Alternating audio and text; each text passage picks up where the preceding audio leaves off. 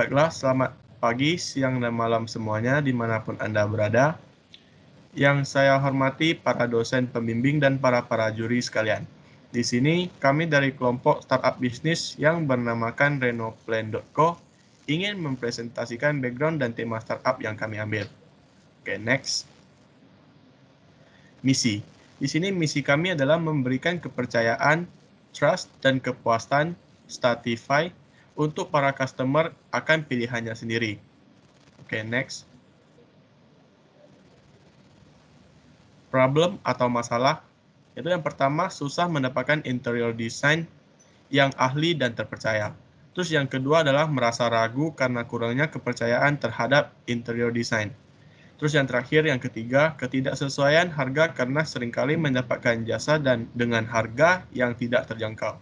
Oke, next. Selanjutnya, solusi. Di sini kami juga memiliki solusi. Yang pertama, sebuah website dengan berbagai interior. Desainer internasional dengan hasil desain. Yang kedua, menghemat uang saat memerlukan jasa dan menghasilkan uang bagi pemberi jasa. Yang ketiga, membentuk sebuah komunitas sebagai jejaring sosial antar masyarakat. Di sini kami memfokuskan untuk lebih fokus di area Batam, dan kami berharap bisa menjangkau sampai 5.000 user. Sini ada tampilan produk kami. Ini adalah homepage ya, aplikasi yang kami buat. Alasan kita memilih warna biru sebagai warna utama adalah warna biru membawa semangat dan lebih enak dipandang. Ini bagian portofolio di mana hasil arsitek yang menggambarkan akan dimasukin ke sini semua. Ini bagian kontak di mana di sebelah kiri ada lokasi dan nomor telepon email, dan di pertengahan ada link yang di mana kita habis klik akan balik ke tempat home, about us, service. Yang sebelah kanan ada link aplikasi di mana habis diklik akan masuk ke aplikasi yang kami buka. Oke, next. Baik, selanjutnya untuk bagian bisnis modelnya di sini kami startup ini untuk mengambil 20% dari komisi pada setiap transaksi. Jadi setiap transaksi yang dilakukan oleh user ataupun customer kita hanya mengambil sebanyak 20% dari komisinya. Kemudian 1 juta dari harga rata-rata ini maksudnya itu harga rata-rata yang kami menyediakan untuk desain interior ini hanya sekira 1 juta, mulai dari harga 1 juta. Baik, next.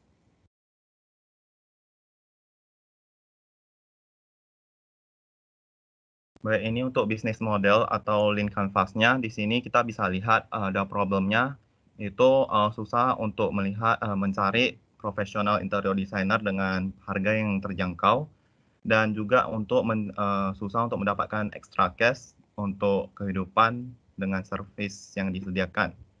Kemudian di sini ada existing alternatifnya itu yaitu menanyakan ke teman ataupun relatif untuk perkenalan. Maksudnya itu bagaimana mereka mengetahui interior designer itu. Itu adalah cara tradisional. Kemudian di sini solusi yang kami tawarkan itu adalah sebuah website untuk memberikan gambaran rekomendasi dari interior designer dari profesional dengan hasil desainnya. Key metrics yang kami lihat adalah buyer book list-nya dan number of reservation-nya. Di sini ada unique value proposition-nya itu earn extra cash, jadi untuk menghasilkan extra cash dan untuk mencari sebuah alternatif untuk mencari profesional interior designer. Kemudian di sini ada unfair advantage-nya itu untuk convenience, affordable, dan accessibility. Dan channels yang kami pakai yaitu menggunakan website, online ads, itu iklan online dan dari mulut ke mulut.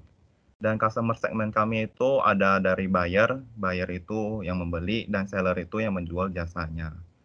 Dan ini ada early adopters-nya itu adalah people who need interior designer, siapa orang yang membutuhkan interior designer, dan people with interior design skill to sell their service. Jadi orang yang mempunyai skill untuk menjual jasanya.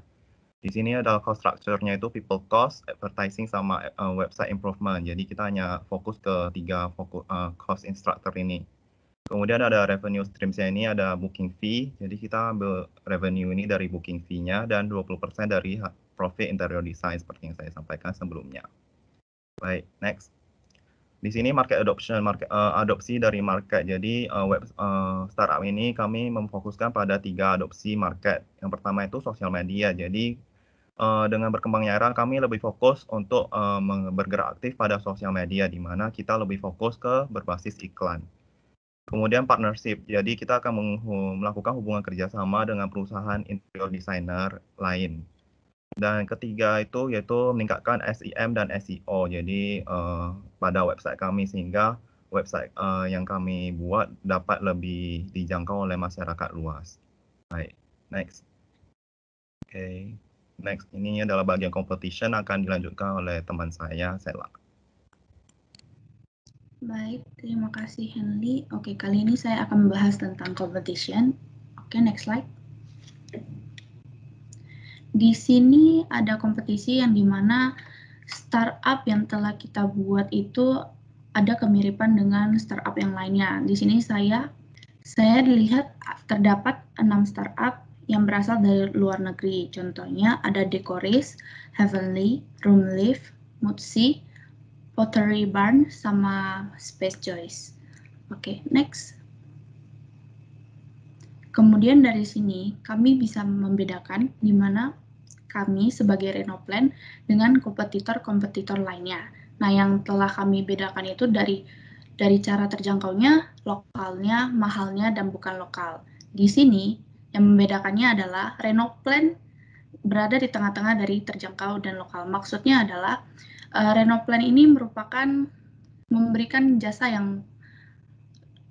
harga yang lebih terjangkau, kemudian Renoplan merupakan buatan lokal dari Indonesia, begitu. Oke, next.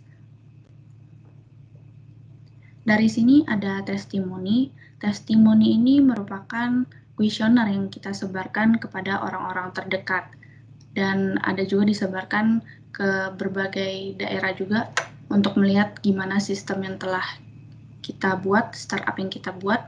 Nah, di sini kami memberikan pertanyaan bagaimana menurut Anda mengenai solusi yang saya tawarkan, maksudnya adalah startup dari Renoplan.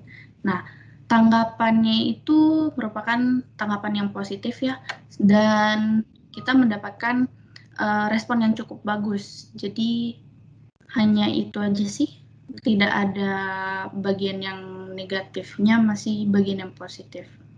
Oke, next. Dilanjutkan oleh Richie. Baik, berikut ini saya akan menjelaskan tentang tim atau partner saya di kelompok startup ini, yaitu yang pertama ada Henry sebagai software developer hacker yang fokus dalam pengembangan website, terutama bagian front end.